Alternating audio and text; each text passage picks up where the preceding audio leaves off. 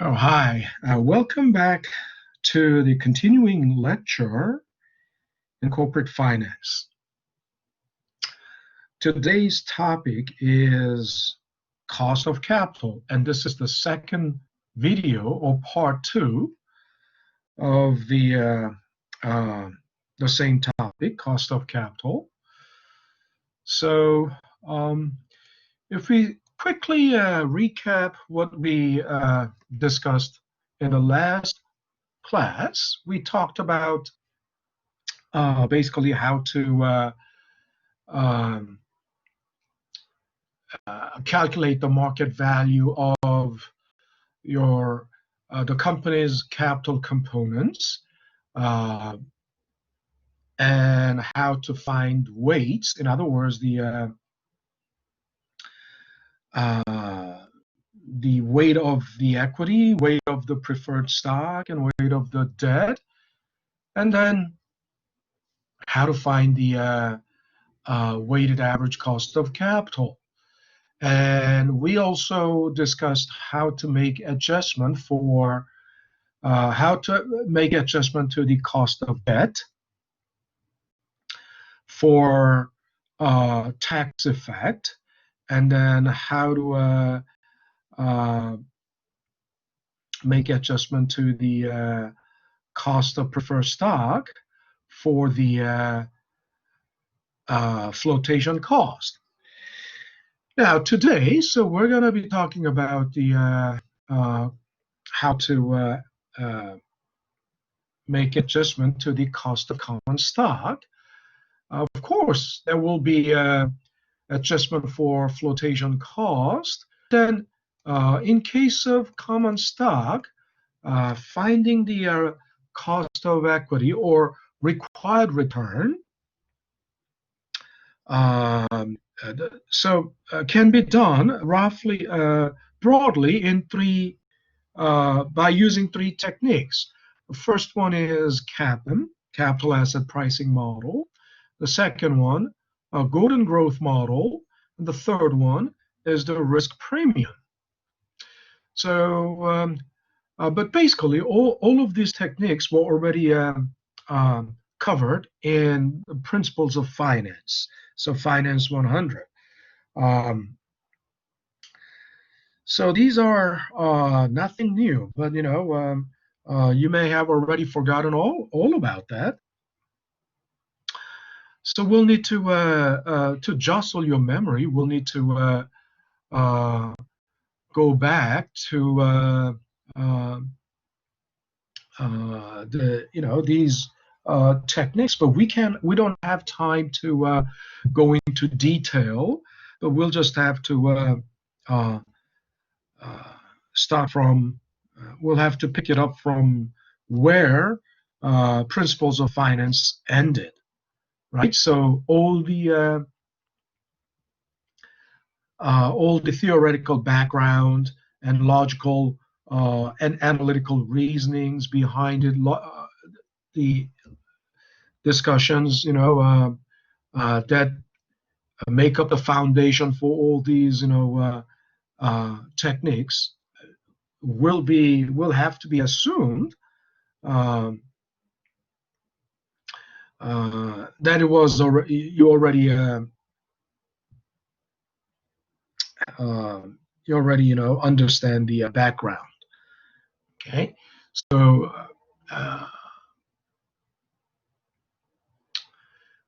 if ever we have time, we may come back to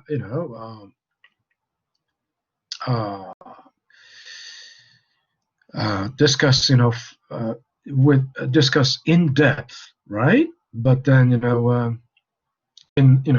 with more depth, but that's not practically possible in this class. Now, so first of all, when we say equity, common stock, there are two sources of common stock, and we know from topic 2, right, the financial statements, the fundamental analysis, EAT, right, earnings after taxes or net profit is a source of it's equity. It's basically equity, right? Because it belongs to the owners of the company. Uh, and I said EAT is equity generated by the company's operating activity. Whereas then, compared to the initial equity at time zero, which is basically a paid-in capital, right? The EAT is internally generated. Generated by the operating activity, the capital generated by operating activity, right? But again, then think about it. Some companies pay dividends, right? So if they pay dividends, the equity uh, retained by the company is uh, retained earnings, right? After paying out dividends, retained earnings are the equity generated by operating activity. And the other source of equity is newly sold stocks, newly sold common stocks. Again, I've been telling you, from in topic two, um, companies cannot generally freely sell new stocks at their whim, right? It is um, strictly subject to approval by the board of directors. And I've been telling you, generally, the board of directors do not approve the sale of new stocks that easily. Why? Because of the dilution of the stock price, right? Remember that?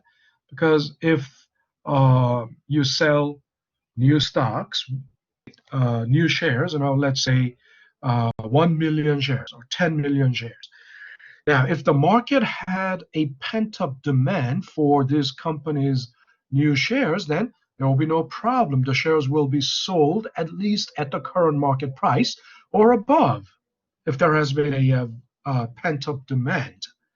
But if there has been no demand or demand for the new shares were weak, then there will be an oversupply of stocks um, for demand, right? Then what's going to happen? The price will drop. And the wealth of the existing shareholders will drop as well because the market valuation goes down. So if you're an existing shareholder, you certainly wouldn't like this, right? You certainly wouldn't like the dilution of the share price. So that's why um, the board of directors do not often approve sale of new shares, but if they approve, it's basically initiated by the board of directors. So anyway, so there are two sources of equity. One is retained earnings and the newly sold stocks. And we need to uh, find the cost of equity through these three techniques. So first of all, retained earnings, you might think, if the company is using the retained earnings, it's not like selling new stocks. Why do we need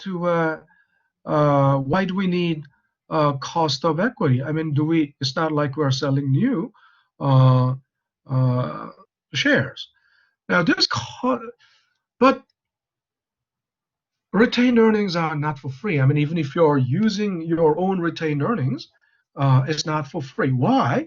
Because there's an opportunity cost, right? What's an opportunity cost? I mean, think about it. If the company, and I also explained this in the earlier topics, like um, the fundamental analysis. Now, if the retained earnings of the company is $10 million, right? They can use this $10 million to fund their own project, right? And if their own project is giving you 5% return, and let's say their internal rate of return, that's the internal rate of return, and there are, but what if the stock market on average is giving you 10% return, right? So then would it be wise to use this fund, use this 10 million to um, for funding your own project, or would it be wise to invest it in the stock market,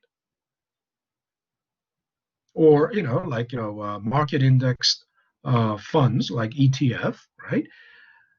If on average market is giving you 10% return, which is better than this project's in IRR, it's a common sense, right?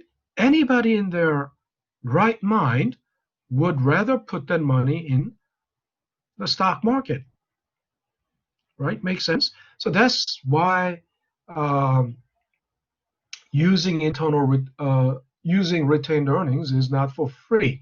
In this example, the cost of capital, cost of equity will be 10% because that's the opportunity cost. That's what you can get on average by using this fund, right? Um, to invest in the market rather than investing in their own project, right? So this is why we have cost of equity even for retained earnings. And then no adjustment in this case, no adjustment for flotation. In other words, what adjustment? Adjustment for flotation cost, right? No adjustment is necessary because you're not floating any new stocks. It's just, and the payments to stockholders are not tax deductible, so there's no need to make adjustment. Think about it. All the retained earnings is already from EAT, right? Which is already after the taxes, right? So only interest has tax advantage, right?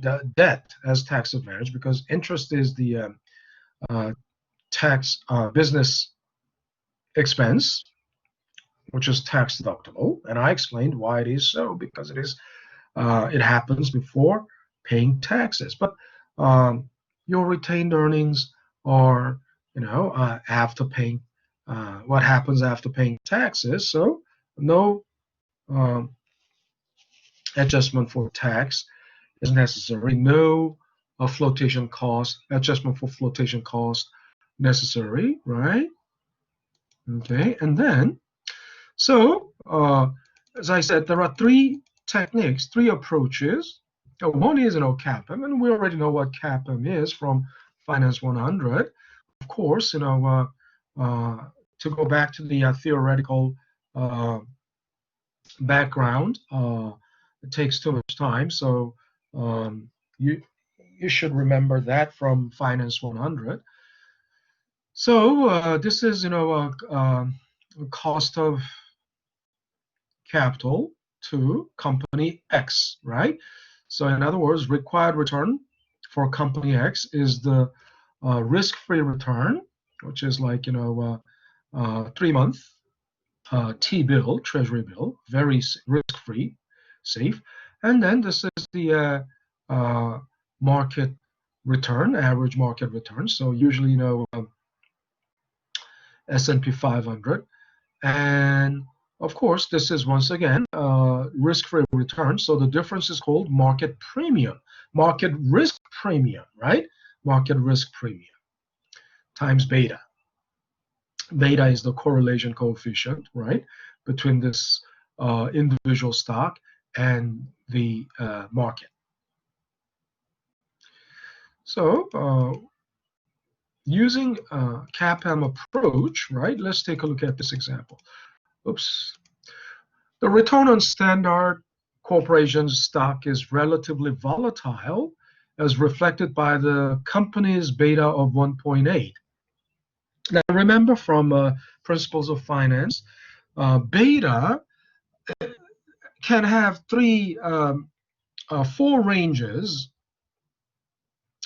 of values. One, beta can be greater than 1, right? Which means, the market's beta is 1 because it's the correlation of the market with the market. So it's the self-correlation, so it would always have to be 1. And if a particular company's beta is greater than 1, that means it's more volatile. The return on that particular stock is more volatile than the market. And second range is between 1 and 0, right? If it is between 1 and 0, right, then the stock is less volatile than the market, right? And then the third possible value is 0. If beta is 0, that means the correlation between the particular stock and the market is completely 0. In other words, there is no correlation whatsoever, right? And then the fourth possible range is below 0 or less than 0. In other words, negative. What does that mean? If beta is negative, the correlation between the stock and the market is negative. That means they are going in opposite direction, right? If beta is negative 1, when market goes up by 1%, the stock goes down by 1%, and vice versa. Meaning, when market goes down by 1%, the stock goes up by 1%. So in this example, if this company's beta is 1.8, that means when market goes up, it's positive correlation. And if the market return goes up by 1%, the stock's return goes up by 1.8%, right? On the other hand, if the market goes down by 1%, this stock's return goes down by 1.8%, right? That's why it is more volatile than the market. Now, so it says S&P 500 is currently at 12% return on S&P. So this is the market return, and expected to remain at that level. Okay, we should have certain, static state. I mean, if the beta in reality, of course, the beta can fluctuate, constantly, but we are using like monthly data. So if you're using monthly data, at least, we are,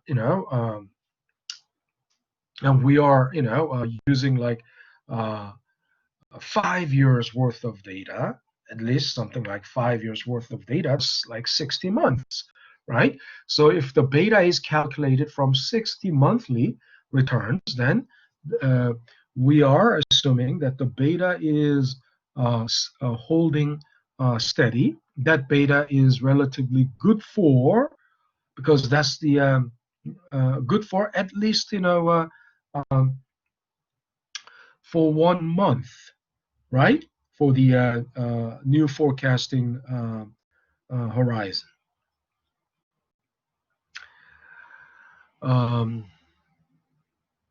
So anyway,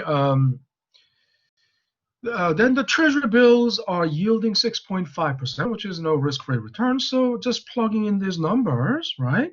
6.5, which is treasury, and market return minus 6.5 times 1.8, we come to 16.4%, which is the cost equity for retained earnings. Okay.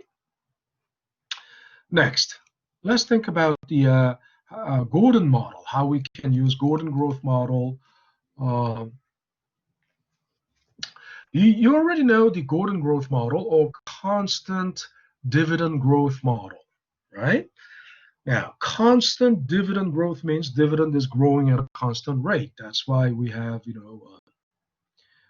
growth rate here, G. And and which is different from constant dividend model. Remember, constant dividend model refers to perpetuity model because constant dividend means dividend is always constant, meaning it doesn't grow. Dividend isn't growing, right? So it's also called the zero growth model, right? So constant dividend growth model or constant growth model is quite the opposite thing from constant dividend model. Make sense? Now, we all know that the model is, dividend at time zero. Dividend at time zero is actually the most recent dividend, right? Like, last year or last quarter. But since if you're using, annual time frame, then this is, although dividend is paid quarterly, right? If you're using annual time frame, this is last year's dividend. And last year's dividend is what? It's the sum of 4 quarterly dividends, right? And why it is time zero? Look, time zero means the beginning of this year, right? Which is also the end of the last year. Makes sense? And of course, the dividends are, if you think about it, dividends are paid quarterly, right? What does that mean? You're not getting this quarter's dividend this quarter. That cannot be possible, right? Isn't it? I mean, there's a common sense. Anybody with a sensible mind can easily understand that. You can get this quarter's dividend only when this quarter is over. Now, March is over, right? We are already in um, April, and as March ended, the first quarter ended. So, what about the first quarter dividend? Now they are calculating first quarter earnings. Now, I've been telling you um, the first 2 weeks, first 2 weeks of the new quarter, beginning of the new quarter, is called earnings season because the companies compile the data as they closed the previous quarter. They compile the data and then they calculate their earnings, EAT and EPS, earnings per share, right? And then based on that, right, uh, they pay out the dividend. So the calculation of earnings and the calculation of dividend is happening during the first month of the following quarter, and then the dividend is paid in the second month of the following quarter. So the first quarter dividend will be paid, right, in May. You understand? April, they compile the first quarter data and then calculate the earnings and then prepare to pay out dividends. And then in May, then dividends are paid out. So there's always a time lag, right? So just because the first quarter ended, you don't get the first quarter dividend instantaneously, right? There's a time lag. Just like that, last year has ended, right? December 31st, 11:59 p.m., right? I mean, or 12 night. 12 midnight is what? The beginning of 0 hour of the January 1st of 2020, right? So think about it. Uh, they cannot have their data ready when the clock strikes 0, right? And when the clock strikes 0, then they compile the data for the fourth quarter of 2019. And then the dividend of the fourth quarter was paid in February of 2020. Make sense? So anyway, based on that, right, D0, dividend at time 0 means, that's the dividend from the last year, right? Or the last quarter. And then G is the growth rate of the dividend growth rate. Of course, this should be calculated, but in this example, to make it simple, it will be just, given. Now, but if you do this, what is this? D0 times 1 plus growth rate. Isn't that then dividend at time 1, right? You're compounding dividend at time 0 by its growth rate. So then that should give you dividend at time 1. So actually, Gordon growth model was originally the original specification of Gordon growth model is like dividend at time 1 over cost of capital, cost of equity, right, minus growth rate. But then you don't have dividend at time 1 data. Why? Think about it. Dividend at time 1 means future, right? In other words, at time 0, you don't have dividend at time 1 because you're not there yet, right? So we are in the already in the second quarter, right? We don't have, for second quarter, dividend at time t plus 1 is the third quarter dividend, and we are not there yet, so we don't know, right?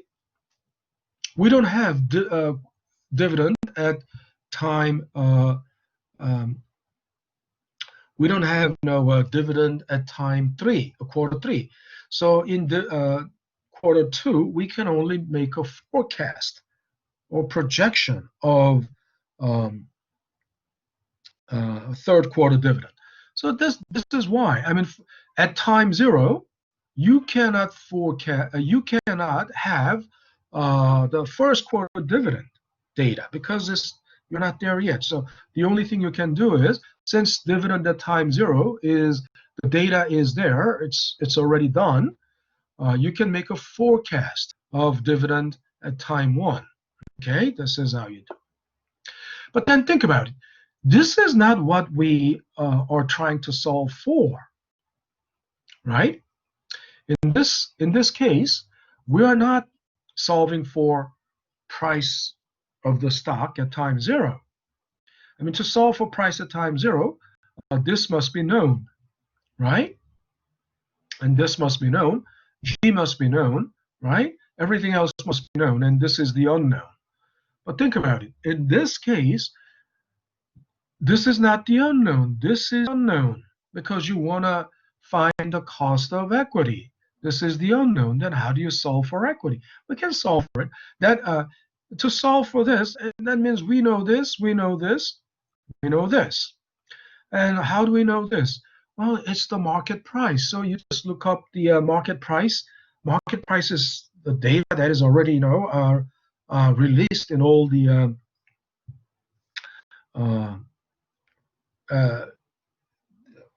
financial media, and it's the market data. You can just look it up.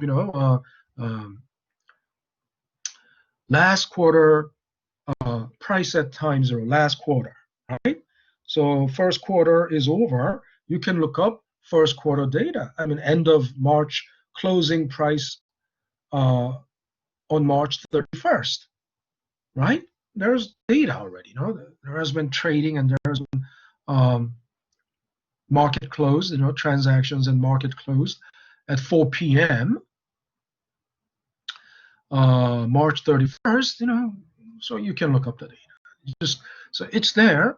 So now we need to solve for KE, and it's just an algebraic.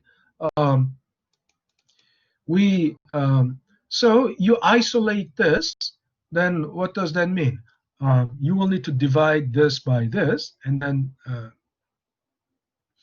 on the right-hand side, um, uh, k minus g is isolated.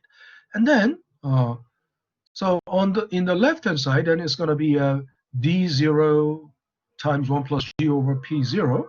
So then all you need to do is isolate k. So what do? Move the g to the other side, and then it becomes, right? So this isn't that difficult.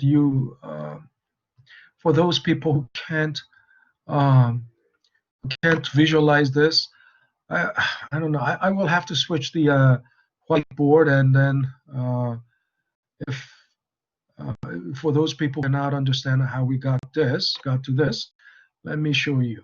Okay, let me use the whiteboard.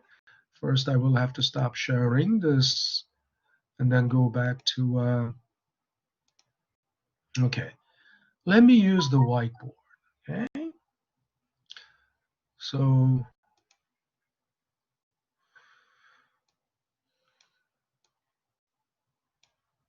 this is the Gordon model, right? P0 equals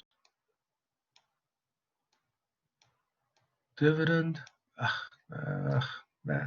That's not P, that's D, right? Let me rewrite it. Dividend at time 0 times 1 plus G.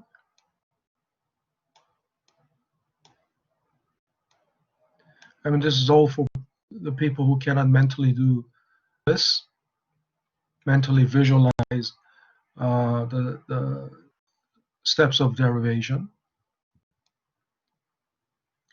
over K minus G, right?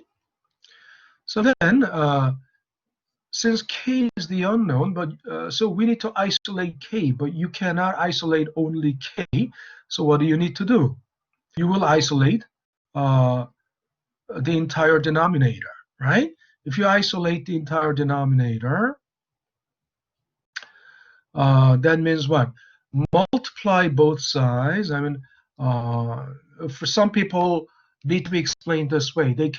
Some people cannot visualize, if it isn't, the only way you have to multiply, both sides by the same. Yeah, that's what it is. But, it is like x equals z over y, right? Then what is y? Y is z over x, right? It's this. Uh, that's a shortcut way of thinking about it, right? But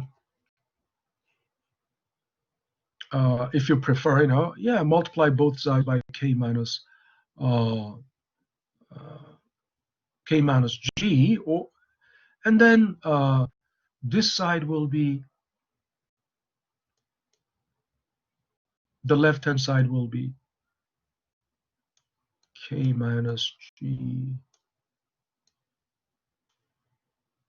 times p0, I'm sorry, p0. And on the right-hand side, d0 times 1 plus g. And we must isolate this. Eventually, we will need to isolate k. But for now,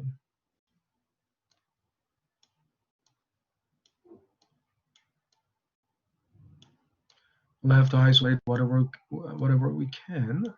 Every very elementary math steps of it costs us our time, and usually at this level I don't think this is really necessary, but there are people who cannot visualize this mentally, or quickly go to K minus G equals quickly going from this to this step, right? Now then think about it. If we isolate only K, what should happen? You'll need to add G on both sides, and this G will cancel out. You'll have plus G here, right? Or you can simply transpose, move the G to the other side.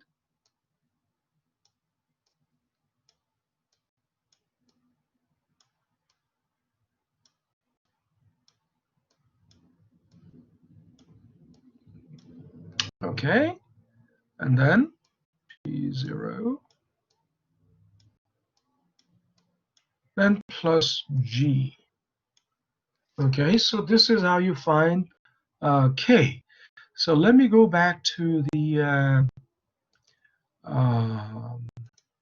yeah, I'll go back to the slide. Okay, so here we have finally, so using this formula, we can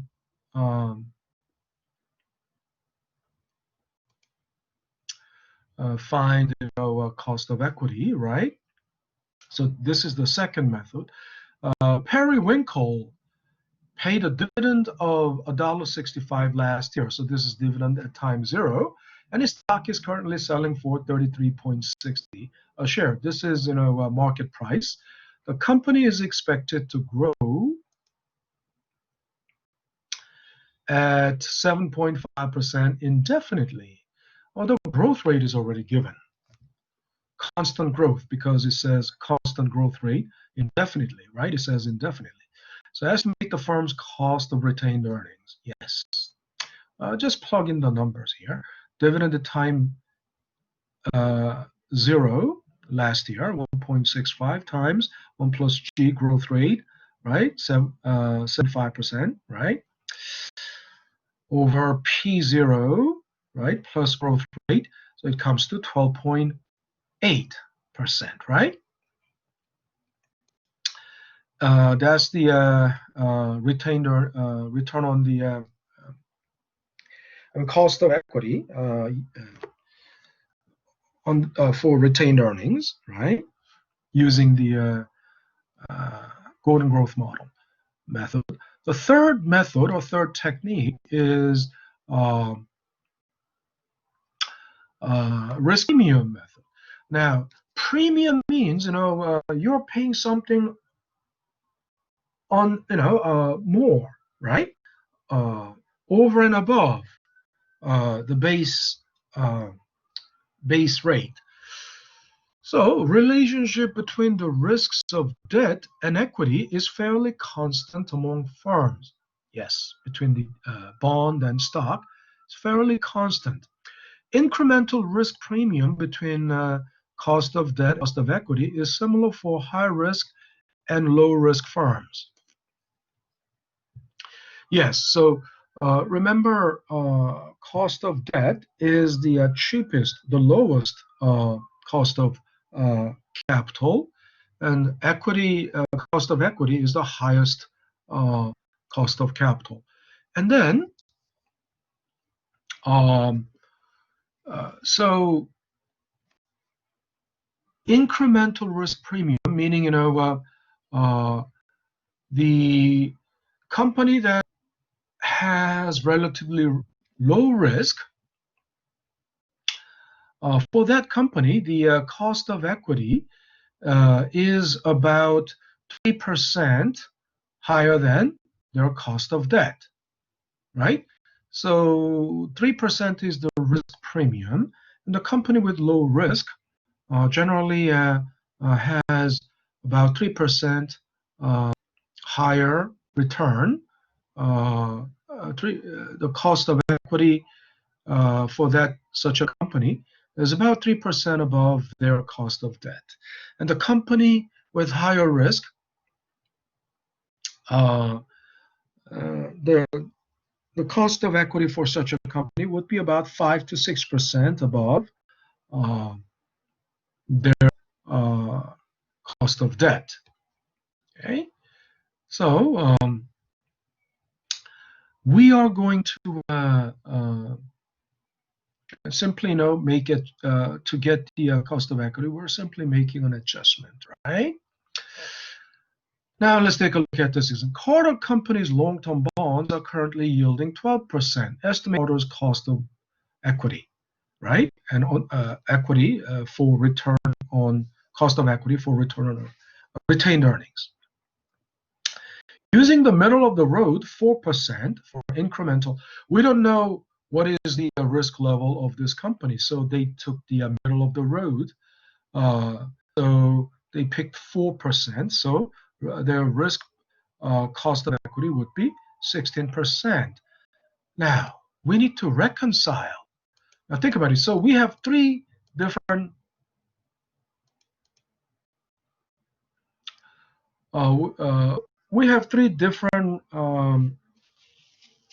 estimates of cost of equity. So we will need to reconcile them eventually. But before we do that, now let's move on to the cost of equity for newly sold common stocks. Newly sold common stocks, right? So again, three methods, right? But we need to make an adjustment. Firms often need to raise more equity than that's generated by retained earnings. Equity from sale of new stocks is just like equity from retained earnings, except that it involves flotation cost, right? Because it's newly issued. So you'll need to make adjustment, right? Issuing new common stock is basically expected return for the same as expected return for retained earnings adjusted for flotation cost. So for one example, you can use Gordon growth model and adjust it by 1 minus flotation cost, right? So then it will become, Gordon model will become like this, right? And then,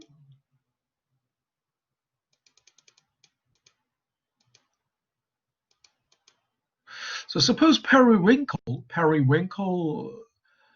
of example 13.6, that was the example we just did, had to raise capital beyond that available from the retained earnings. What would be its cost of equity from newly sold stocks if flotation cost 12%? Using equation 13.9 and making adjustment for flotation cost. So it's the same thing here. 1 minus 0.12, so 0.88. And if you do that, now the cost of newly issued equity will have to be, right, 13.5%, of course, because of previously was what? Without flotation cost, it was like 12%, wasn't it? Or no, 12% was debt. I'm sorry, 12% was debt by using the risk premium method, 60%, and using Gordon model, 12.8%, and using the kappa, it was 16.4.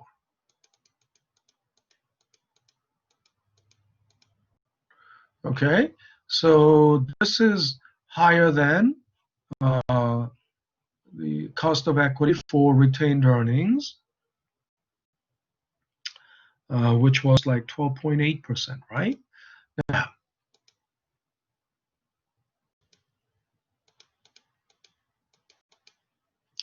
so we need to reconcile, I guess, that I don't know what happened to the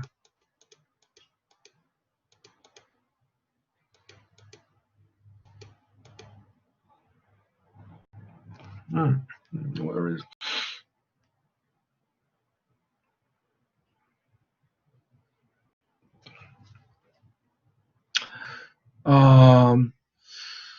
so when you use let's go back to which one is which one is most appropriate. I mean, when you have three techniques, right? And let's just take a look at uh,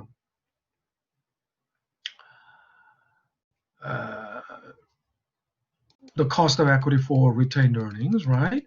First, remember, using CAPM, it came to 16.4. Using Gordon growth model, came to 12.8. Using um, the risk premium method, 16%. So which one would you use? I mean, how do we reconcile this? We will use if you think the risk of the project is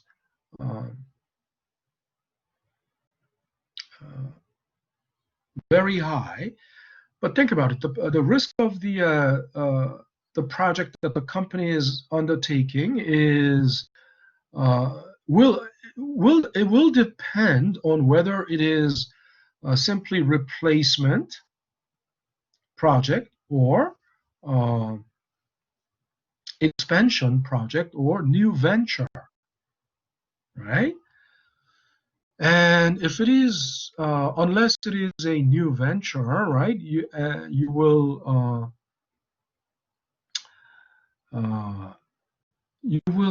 stick to you will consider the risk level the same as before. In other words, this is the project that the company has routinely undertaken, so there's no reason for the additional risk. But anyway, replacement project has, of course, a higher risk than the expansion has higher risk than the risk replacement project, right? So among these, if as long as it is like replacement or expansion, right? You would use the middle value, right? In other words, 3, right? Anyway, 16%. The middle value is this, and this is not necessarily, much different from what CAPM gave you, right? And actually, for the characteristics of CAPM, I mean, CAPM is basically, designed to correctly reflect the risk, correctly capture the risk of the company or the project. CAPM would be the preferred model, preferred technique, right? So say for a replacement project, I can use the 16% or the 12.8%, but for expansion, I will use 16% or 16.3%. That was calculated by CAPM, right? Which was a 16.4%, right? Alrighty, and for newly issued stocks, you would need to go through I just did only one.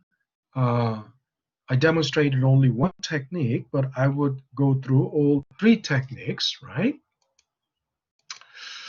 So let's go into marginal cost of capital. Marginal cost of capital. What does this mean? A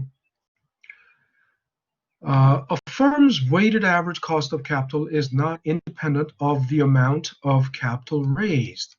Yeah, what that means is you cannot, the average cost of capital cannot remain constant indefinitely, right? When the capital requirement increases, then the weighted average cost of capital will change as well. Now, that's what it says, right? Weighted average cost of capital rises as the firm raises more capital. The marginal cost of capital is a graph of the weighted average cost of capital showing abrupt break or abrupt increase, right? A vertical increase as larger amounts of capital are raised in a planning period. So what does that mean?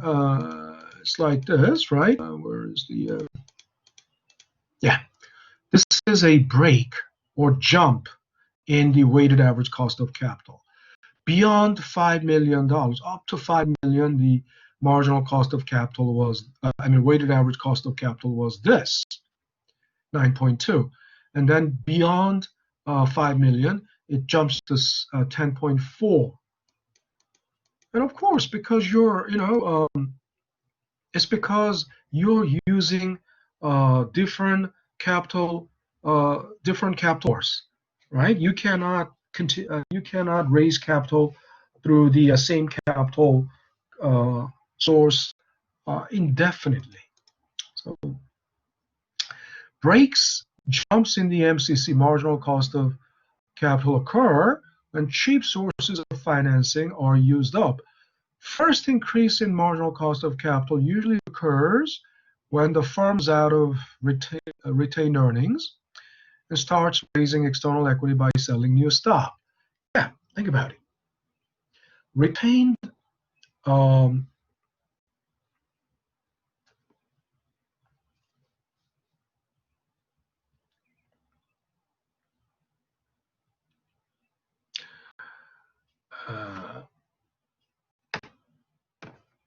you will retained earnings is the primary source of financing or funding the project, right?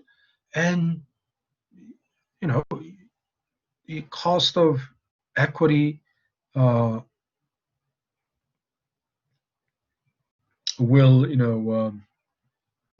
be used as a discount rate for the equity.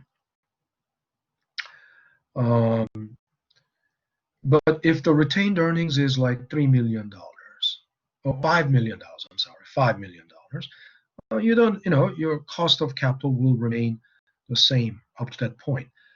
But then once that retained earnings runs out and the capital needed is, let's say, $10 million, beyond 5 million, right? Then you have to sell new stocks to finance it, right? So then the cost of capital will go up. So the average cost of capital will also increase. Now, so that that jump is called, right?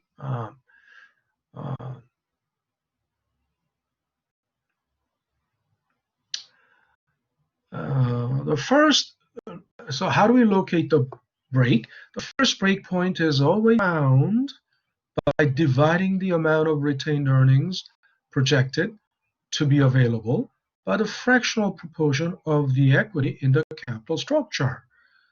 Now, think about it. If X is the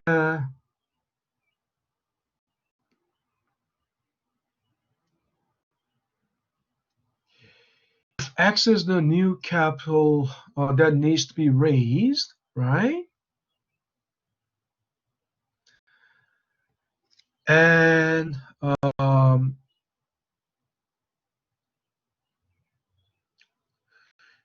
up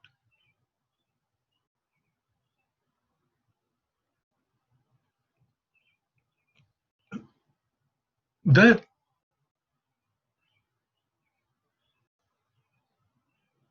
that X will be determined by the retained earnings, that means expected retained earnings, divided by equity ratio. Now, think about it. That means if you, that also means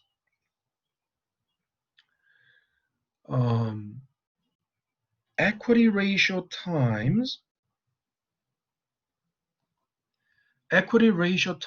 X is the retained earnings. Isn't that right?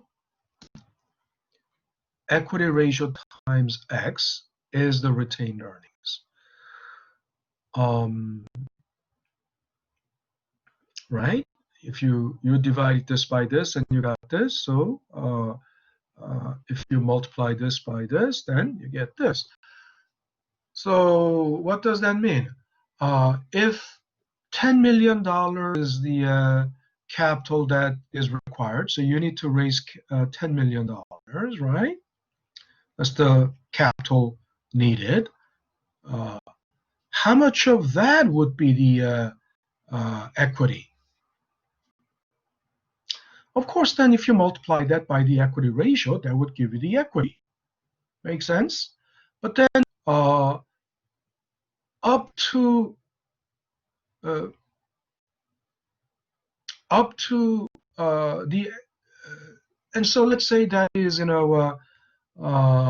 the equity ratio is 50%, right, and $10 million are needed, then $10 million, 50% of $10 million will be 5 million, which is equity, right? In other words, the capital raised will follow the capital structure, right? So after and if this happens to be after 5 million, right? Beyond that, the other, if the equity ratio is 50%, then that means debt ratio is also 50%. That means out of that 10 million, 5 million is equity. The other 5 million will be debt, right? But again, this first 5 million to be raised by equity can be supported, can be funded by the retained earnings if the retained earnings is 5 million, right? So that's the idea. That's the reasoning behind it. And then, so you can raise, equity through retained earnings at the original weighted average cost of capital, which is weighted average cost of capital at time zero, because that's the original one. And after that 5 million is depleted or exhausted, then there will be a break in weighted average cost of capital, right? So let's take a look at in the so the Brighton company's capital structure, right? Capital structure is 40% debt, 60% equity, and cost of debt 8%, and 10% cost of equity is 10% for retained earnings, and 12% from sale of new stocks. And their expected retained earnings is 3 million. Total capital requirement is 10 million. So think about it. This means up to 3 million, right? Weighted average cost of capital is this times this, right? Plus this times this, right? But beyond that 3 million, it's going to be this times this plus this times this, right? And not all of it. I mean, out of 10 million,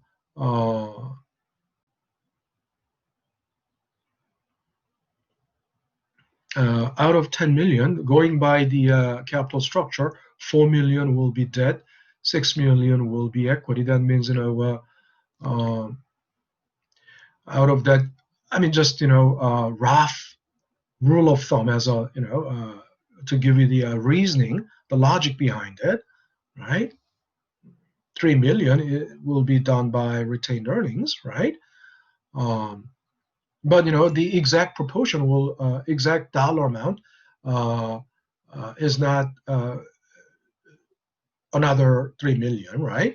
I'm gonna you see it's hard to explain, but let's go further with the example. So yeah, first, weighted average cost of capital at time zero. The original one, right? That's 9.2.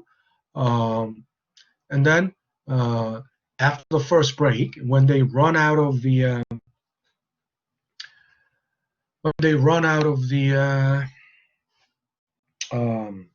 retained earnings, then by selling new equity, right, weighted average cost of capital at time one will be this, right?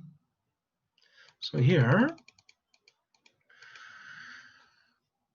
so they expect the retained earnings will be 3 million. Capital structure is 60% equity. Because capital is raised in the proportion of capital structure, this 3 million is 60% of something, right? This is going to be newly raised capital, and 60% of that will be 3%. And what is X? X will be then 3 million divided by 0.6, right? Makes sense.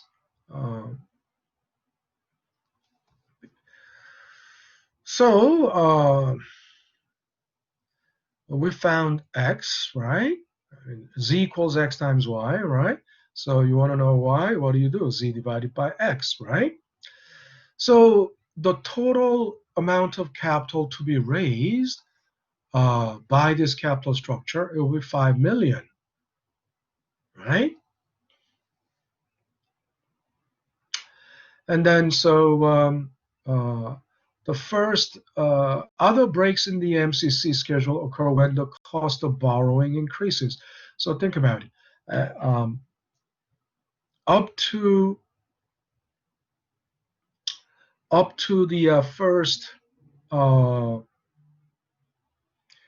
to the first 3 million, right? Up to the first 3 million, retained earnings will be used. So weighted average cost of capital will be 9.2%, right? But then, was it 9.4, 9.2? Yeah, 9.2, right, okay. But then after the first break, in other words, 5 million, up to 5 million, right? 9.2 is weighted average cost of capital, and 3 million of this 5 million will be retained earnings. Weighted average cost of capital is 9.2, and then there is a break because beyond 9. Think about it: 3 million retained earnings. The other 2 million is debt, right? You will raise 5 million. In combination of 60% equity, 60%, 40% debt, and then that 60% is 3 million, right? Retained earnings. The other 40%, 2 million debt. And then beyond 5 million, you will have to sell new stocks. You'll have to sell new stocks. So the weighted average cost of capital will increase, right? So if it is beyond 5 million, right? The new weighted average cost of capital will be 10.4, right? So this is called, marginal cost of capital. up, which means, marginal means what? Up, if your required capital is 4 million, right? 4 million, up to 4 million, 3 million can be financed by your retained earnings. 1 million is financed by debt. And even if it is, 4 million, $1, $4 million, $1, right? 4 million and $1. Still, your weighted average, your marginal cost of capital is still 9.2 until you reach 5 million marginal cost. By increasing your required capital by $1 marginally, right? Marginally by $1, still your weighted average cost of capital is still 9.2. In other words, by marginal increase, it will still be 9.2 up to 5 million. But beyond 5 million, your weighted average cost of capital will jump to 10.4. And if it is 5 million one, still it is 10.4. 5 million 10, right? 5 million 5.5 million, still 10.4, right? 5.6 million, still 10.4. In other words, marginal increase for each marginal dollar increase in the needed capital, right? The weighted average cost of capital does marginal weighted average cost of capital will just still be the same. But beyond certain point, certain level, there will be another break, right? So that's why it is called marginal cost of capital. So that's okay. So that's it for today. We'll continue the discussion from the next, where we left off, in the next segment of the video. Thanks for watching, and I'll see you guys in the next class. Stop recording.